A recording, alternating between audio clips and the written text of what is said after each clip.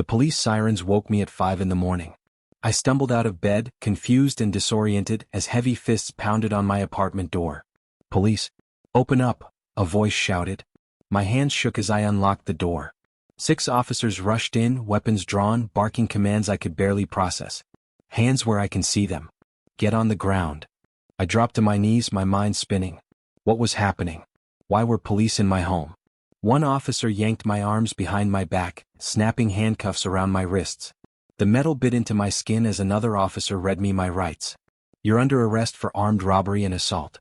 You have the right to remain silent. Anything you say can and will be used against you in a court of law." Armed robbery? Assault? I'd never committed a crime in my life. I was a 28-year-old accountant who spent my evenings watching Netflix and my weekends hiking. This had to be a mistake. "There's been a misunderstanding," I tried to explain. "I didn't rob anyone.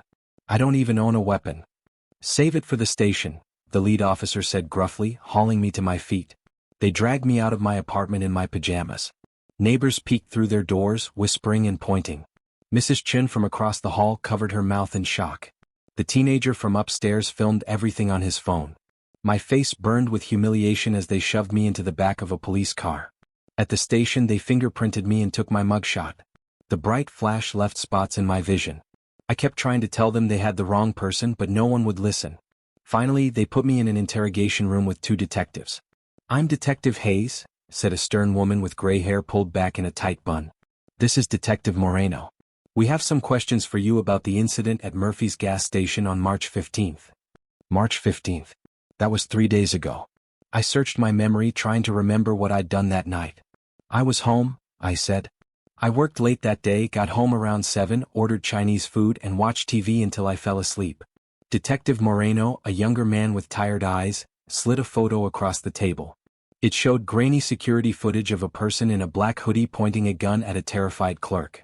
"This you?" he asked. I stared at the image. The person was roughly my height and build, but the hoodie obscured their face. "No," I said firmly. "That's not me. I've never been to Murphy's gas station. I don't even know where it is." "The victim identified you," Detective Hayes said. "Said you came in around 9:30, demanded money from the register and pistol-whipped him when he hesitated. Took $300 and his phone." My stomach dropped. "That's impossible. I was home. Check my credit card.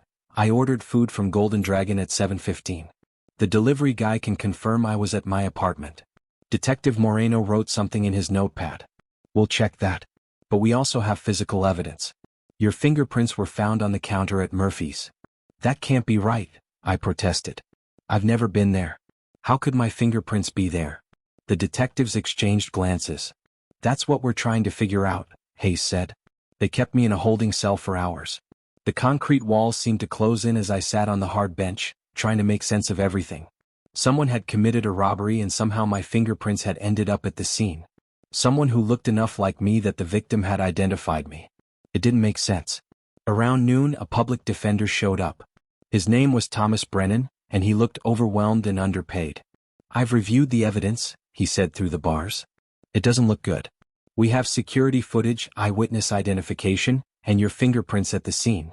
The DA is talking about charging you with armed robbery, assault with a deadly weapon, and theft." "But I didn't do it," I insisted. "There has to be an explanation. Can't we prove I was somewhere else?" Thomas flipped through his notes. "The timestamp on the security footage shows the robbery occurred at 9:32 p.m. You said you ordered Chinese food at 7:15. That gives you plenty of time to commit the crime and get home." "But I didn't leave my apartment," I said desperately. "Someone must have framed me." Thomas sighed. "Do you have any enemies? Anyone who might want to set you up?" I thought hard. I worked at a small accounting firm, kept to myself, didn't have drama in my personal life. "No," I admitted. "I can't think of anyone." "Well, we need to find something," Thomas said. "Right now the evidence is stacked against you. Your arraignment is tomorrow morning. I'll argue for bail, but with charges this serious, I'm not optimistic." That night in the holding cell was the longest of my life. I couldn't sleep, couldn't eat the terrible food they brought. I just kept replaying everything, trying to figure out how this nightmare had started. The next morning they took me to court in an orange jumpsuit and chains. The courtroom was packed with people I didn't know, all staring at me like I was a monster. The prosecutor, a sharp-dressed woman named Eleanor Vance, painted me as a dangerous criminal who'd violently attacked an innocent store clerk. "The evidence is overwhelming, Your Honor," she said. "Security footage, eyewitness testimony, and forensic evidence all point to the defendant. He's a flight risk and a danger to the community." Thomas tried his best to argue for my release, but the judge wasn't convinced. "Bail is set at $100,000, he announced, banging his gavel. $100,000. I didn't have that kind of money. Even with a bail bondsman, I'd need $10,000 in cash, which I didn't have. I was sent to county jail to await trial. County jail was worse than the holding cell. I was thrown into a crowded pod with men accused of everything from drug dealing to murder. I kept my head down, trying to stay invisible, but word spread quickly about my charges. Armed robbery, one guy said, eyeing me with interest. "You don't look like the type." "I'm not," I muttered. "I didn't do it." He laughed. "That's what everyone says." Days turned into weeks. Thomas visited occasionally with updates, but none of them were good. The prosecution had a strong case. The store clerk, a man named Wesley Burton, had picked me out of a lineup. The fingerprints were a perfect match. The security footage, while grainy, showed someone who matched my general description. "We need to find evidence that you were somewhere else," Thomas said during one visit. "Do you have any security cameras in your building? Any neighbors who might have seen you that night?" I thought about it. My building was old and didn't have cameras in the hallways. Most of my neighbors kept to themselves. "What about my phone?" I suggested. "Don't phones track your location? Can't that prove I was home?" Thomas's eyes lit up. "That's actually a good idea. I'll subpoena your phone records and location data." 2 weeks later, he came back with disappointing news. "Your phone was turned off from 8 p.m. to midnight that night. No location data available." My heart sank. "I sometimes turn my phone off when I'm watching TV so I won't be disturbed. I didn't think it would make me look guilty." "Everything makes you look guilty right now," Thomas said bluntly. "We need something concrete to prove your innocence." But I had nothing. No alibi, no witnesses, no evidence. Just my word against what seemed like overwhelming proof of my guilt. Then, during my 5th week in jail, something changed. I was in the common area when another inmate approached me. His name was Carlos, and he'd been watching me since I arrived. "You really didn't do it, did you?" Carlos asked quietly. "No," I said tiredly. "But nobody believes me." Carlos sat down across from me. "I believe you. You don't carry yourself like someone who'd stick up a gas station. You're scared, confused. Guilty people don't look like that." I studied him, wondering what his angle was. "Why do you care?" "Because I know who might have set you up," Carlos said. "There's a guy who runs a scheme on the outside. He steals identities, plants evidence, frames people for crimes he commits. Makes money off the robberies and watches someone else take the fall." My pulse quickened. "Oh, what's his name?" "Goes by the name Trick," Carlos said. "Real name is Patrick something. He's got connections everywhere. Cops, clerks, judges. He's careful, never gets caught himself." "How do I prove this?" I asked urgently. Carlos shrugged. "That's the hard part. Trick covers his tracks well. But if you can find a pattern, other people framed for crimes they didn't commit, other cases with similar evidence, you might build a case." I reported this information to Thomas at our next meeting. He looked skeptical but promised to investigate. "I'll look into recent robbery cases, see if there are any similarities," he said. "But Carlos is a criminal himself. His testimony won't carry much weight." "It's better than nothing," I insisted. "Please, you have to try." Thomas did try. Over the next 3 weeks, he dug into police records and found something interesting. In the past 18 months, 5 people had been arrested for armed robberies in similar circumstances. Each had claimed innocence. Each had been convicted based on security footage, eyewitness testimony, and fingerprint evidence. Each had fit a similar profile: ordinary people with no criminal history suddenly accused of violent crimes. "This could be something," Thomas admitted during our next meeting. "But it's not enough to prove your innocence. We need to connect these cases to this Patrick person, and we need to explain how your fingerprints ended up at Murphy's gas station. What if my fingerprints were lifted from somewhere else and planted at the scene?" I suggested. "Is that possible?"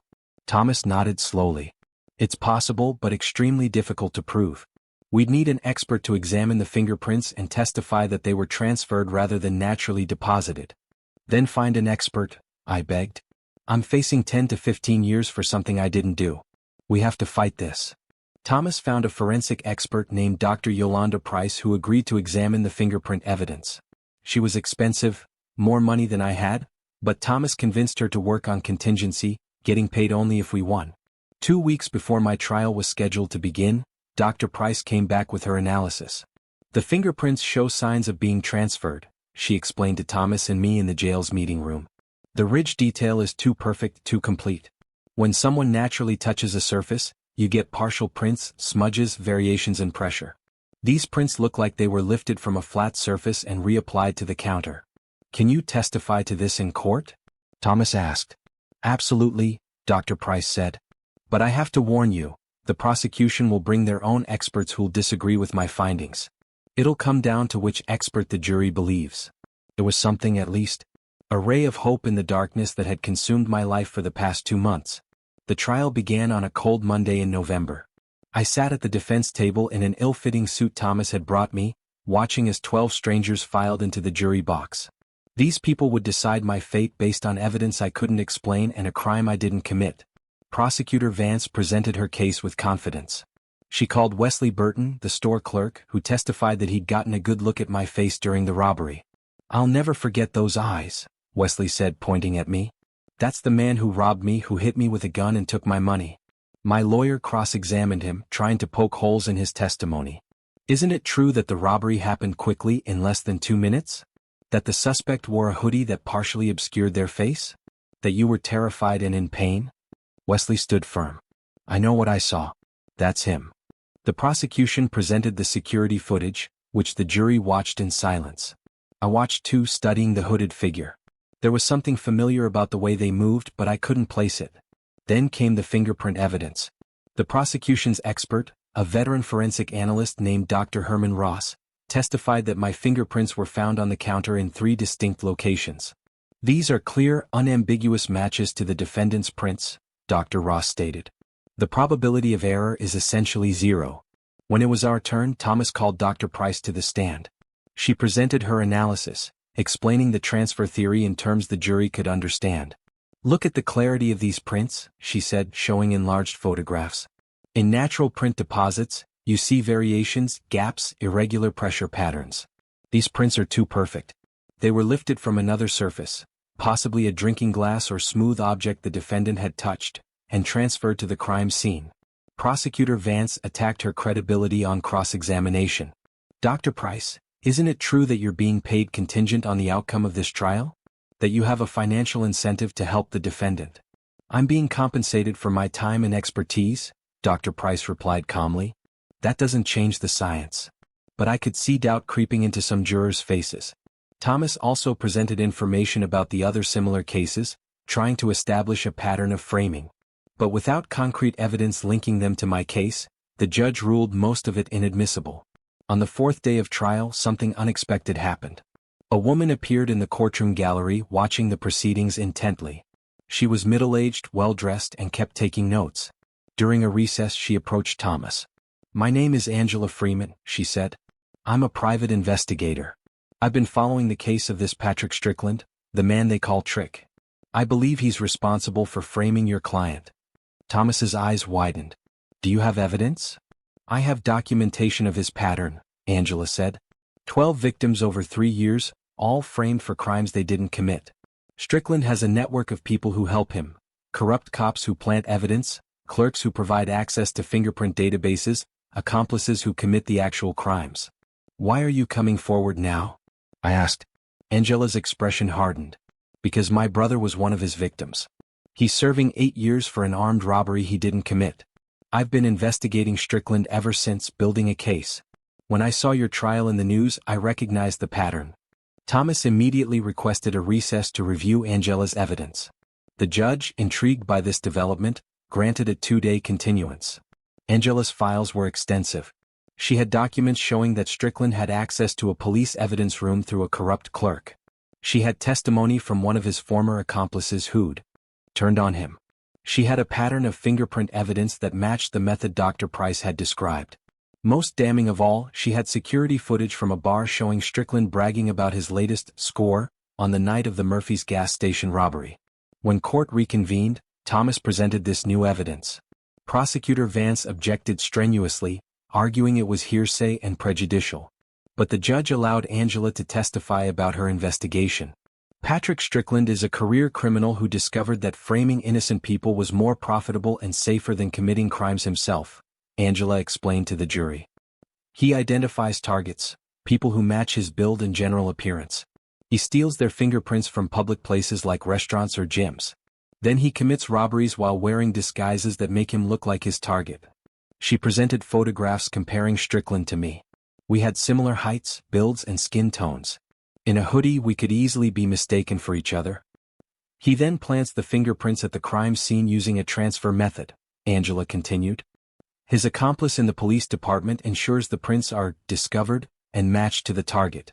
The target gets arrested and Strickland walks away with the money. The courtroom buzzed with shocked whispers. Prosecutor Vance looked rattled for the first time. "Where is this Patrick Strickland now?" the judge asked. "He was arrested this morning," Angela said. "Federal agents picked him up based on evidence from my investigation. He's being charged with 12 counts of identity fraud, evidence tampering, and conspiracy." The trial adjourned early that day while the judge considered how to proceed. The next morning he called both attorneys to the bench. "In light of this new evidence, I'm declaring a mistrial," he announced. "The prosecution may refile charges if they wish, but I strongly recommend they investigate Mr. Strickland's involvement in this case first." I nearly collapsed with relief. Thomas grabbed my arm to steady me. "This isn't over yet," he whispered. "But it's a huge step." The prosecution dropped the charges 2 weeks later after Strickland's accomplice, the corrupt police clerk, confessed to planting my fingerprints at Murphy's gas station. I was released from jail after 83 days. 83 days of my life stolen by a man I'd never met, for a crime I didn't commit. Walking out of that building into the winter sunlight felt surreal. Thomas and Angela were waiting for me. "Thank you," I said, my voice breaking. "Both of you. You saved my life." Angela smiled. "Now let's work on getting it back." But getting my life back proved harder than I'd expected. My employer had fired me during the trial. My apartment had been rented to someone else after I couldn't pay rent from jail. My savings were depleted from legal fees. I moved into a cheap motel while trying to piece things together. The news covered my exoneration, but the damage to my reputation had been done. When I applied for jobs, employers Googled my name and found my mugshot, my arrest, the accusations. Most didn't care that I'd been innocent. "We're looking for someone with a more stable background," one hiring manager told me. The rejection stung every time. I'd done nothing wrong, yet I was being punished as if I had. Depression crept in, dark and suffocating. Angela checked on me regularly. "Don't give up," she urged during one visit. "You're not the only victim of Strickland's scheme. There are others who were convicted before I could stop him. We need to fight for them too." Her words sparked something in me. If I'd suffered this much and been exonerated, what about the people still in prison? Angela's brother. The other victims who hadn't gotten lucky. I started volunteering with Angela, helping investigate Strickland's other victims. We compiled evidence, tracked down witnesses, built cases for appeals. It gave my life purpose again when I needed it most. 3 months after my release, we successfully overturned the conviction of a woman named Keisha Williams who'd been serving 6 years for a robbery she didn't commit. Watching her walk out of prison, seeing her reunite with her children, made every difficult moment worth it. "You gave me my life back," Keisha said, hugging me tightly. "Now you've given me mine." The local news picked up the story. Suddenly, I wasn't just the guy who was arrested, I was the innocent man fighting to free others. Job offers started coming in, particularly from legal advocacy organizations who valued my unique perspective. I accepted a position with the Innocence Alliance, a nonprofit dedicated to exonerating wrongly convicted people. My experience gave me credibility with clients who'd lost faith in the system. "I know what you're going through," I'd tell them. "I know how it feels when nobody believes you. But I also know that truth can prevail if you don't give up." We worked on 7 more of Strickland's victims over the next year. 5 were exonerated. 2 cases were still pending, but we had strong evidence. Each victory felt personal, like reclaiming a piece of what had been stolen from me. Strickland himself went to trial for his crimes. I attended every day of the proceedings, needing to face the man who destroyed my life. He was ordinary-looking, unremarkable. If I'd passed him on the street, I never would have noticed him. Yet this man had orchestrated a scheme that ruined dozens of lives. The evidence against him was overwhelming. His accomplices testified against him in exchange for reduced sentences. Angela presented years of investigation. The jury convicted him on all counts. At sentencing, the judge gave him 45 years in prison. "You didn't just commit crimes," the judge said. "You weaponized the justice system itself, turning it against innocent people. Your sentence reflects the gravity of that betrayal." Strickland showed no emotion as they led him away. I felt no satisfaction in his conviction, only a deep weariness. Revenge couldn't give me back those 83 days in jail. It couldn't erase the trauma or restore my innocence in the eyes of everyone who'd presumed my guilt. But it could prevent him from hurting anyone else, and that mattered. 2 years after my arrest, I was invited to speak at a criminal justice reform conference. Standing on that stage, looking out at hundreds of lawyers, activists, and formerly incarcerated people, I shared my story. "The justice system is supposed to protect the innocent," I said. "But sometimes it does the opposite. Sometimes it becomes a weapon in the hands of people like Patrick Strickland, or overzealous prosecutors, or cops who care more about closing cases than finding truth." I talked about the presumption of innocence, about how easily it crumbles under the weight of evidence, even fabricated evidence. About how society treats accused people as guilty until proven innocent, despite what the law says. "I was lucky," I continued. "I had a dedicated public defender, an investigator who cared about truth, and evidence that surfaced just in time. But what about the people who aren't lucky? What about the ones still sitting in prison, innocent but forgotten?" The speech went viral online. News outlets picked it up. I was invited to more conferences, more panels, more interviews. My story became part of a larger conversation about wrongful convictions and criminal justice reform. I started receiving letters from inmates across the country, many claiming innocence. I couldn't help them. All but I read every letter. The Innocence Alliance brought on more staff to handle the influx of cases. We investigated dozens of claims, finding merit in several. Not all were connected to Strickland, but all involved evidence that didn't hold up under scrutiny. 3 years after my exoneration, I received an unexpected call. It was Wesley Burton, the store clerk who'd identified me as his attacker. "I need to apologize," he said, his voice heavy with guilt. "I was so sure it was you. The police showed me your photo, said they had your fingerprints, and I convinced myself I'd seen your face clearly. But I didn't. I was terrified and hurt, and I let them tell me what I'd seen." His apology meant more than I'd expected. "You were a victim too," I told him. "Strickland made both of us victims that night." Wesley started volunteering with us, speaking about the fallibility of eyewitness testimony. His perspective as someone who'd made an honest mistake helped prosecutors and juries understand how easy it is to be wrong. The work was emotionally exhausting but fulfilling. Every exoneration felt like a small victory against the injustice I'd experienced. But I still carried scars. I had nightmares about jail, about being trapped and helpless. I struggled with anxiety in crowded places. Therapy helped, but some wounds don't fully heal. Then, for years after my arrest, something remarkable happened. The governor announced a new initiative to review all convictions involving fingerprint evidence from the police department where Strickland's accomplice had worked. "We have reason to believe evidence tampering may have affected dozens or even hundreds of cases," the governor said at a press conference. "We're committed to identifying and correcting these injustices." The review would take years and cost millions, but it was a start. Real systemic change addressing the corruption that had enabled Strickland's scheme. I was asked to serve on the review board. It felt surreal, going from inmate to advisor, from victim to voice for reform.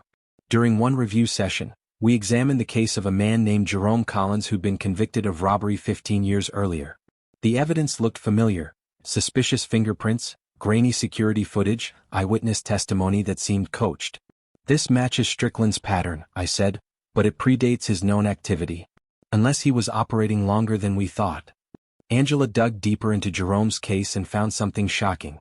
Strickland had learned the framing technique from someone else, a man named Vincent Cross who'd been running the same scheme for 2 decades. Cross had died 5 years ago, taking his secrets to the grave, but his legacy of ruined lives remained. We uncovered 18 more victims of Cross's scheme, all still in prison. The oldest had been incarcerated for 19 years. Working to exonerate them became our mission. It was painstaking work, finding evidence from old cases, tracking down witnesses, fighting prosecutors who didn't want to admit their cases were built on fraud. But slowly we made progress. Each exoneration was celebrated not just as justice for one person, but as a crack in the wall of a broken system. 5 years after my arrest, I was invited to the State House to watch the governor sign the Wrongful Conviction Reform Act. The law created new standards for fingerprint evidence, required independent verification of witness identifications, and established a compensation fund for exonerees. Standing in that chamber watching the governor's pen move across paper, I thought about how far I'd come. From a terrified man in handcuffs to an advocate helping reshape policy. From victim to voice. From powerless to purposeful. That evening I attended a gathering of exonerees, people whose convictions we'd helped overturn. There were 32 of them now, each with their own story of injustice and redemption. We shared a meal, shared our experiences, and celebrated our survival. Keisha Williams stood to make a toast. To truth, she said, raising her glass. Which always finds a way to prevail, even when the whole world is against us. To truth, we echoed, our voices strong and sure. I looked around at these survivors, at Angela who'd dedicated her life to this work, at Thomas who'd believed in me when the evidence said not to, and I felt something I hadn't felt in years.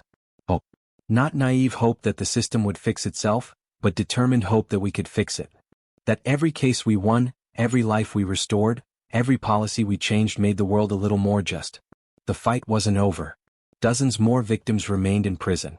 The system still presumed guilt too quickly and innocence too slowly. Prosecutors still resisted admitting mistakes. But we were making progress case by case, life by life. I thought about the me from 6 years ago, the accountant who lived a quiet, unremarkable life. That man was gone, destroyed by false accusations and a broken system. In his place was someone stronger, someone who understood that comfort and safety are illusions that can vanish in a moment. Someone who knew that truth matters more than convenience, that justice delayed is justice denied, and that ordinary people can become extraordinary when circumstances demand it. My phone buzzed with a text from Angela. New case. Woman convicted 8 years ago on planted evidence. Interested? I smiled and typed back, always. Because this was my life now. Not the life I'd planned, but a life with purpose. A life spent fighting for people who couldn't fight for themselves, just as others had fought for me. That night, I returned to my apartment, a real apartment now, not a motel room, and looked at the wall where I'd hung photos. There was me being released from jail. Me with Keisha at her exoneration hearing. Our team celebrating after overturning Jerome's conviction. The governor signing the Reform Act. Each photo represented a battle won in a war that never truly ends. But that was okay. Some fights are worth continuing even when you're tired, even when the odds seem impossible. I opened my laptop and began reviewing the new case Angela had sent. Another life hanging in the balance. Another chance to prove that truth, however buried, however attacked, however denied, always finds a way to surface. Patrick Strickland had turned my life upside down for a crime I didn't commit. He'd stolen my freedom, my reputation, my sense of security, but he'd also given me something unexpected. A mission. A purpose. A reason to believe that one person's fight for truth can ripple outward, creating waves of change. The justice system had failed me, but I'd survived. And now I was working to ensure it failed fewer people in the future. That was victory enough. That was truth prevailing. Not perfectly, not completely, but persistently. And persistence, I'd learned, was everything. As I dove into the new case, studying evidence and looking for the cracks where light could enter, I felt that familiar determination rise in my chest.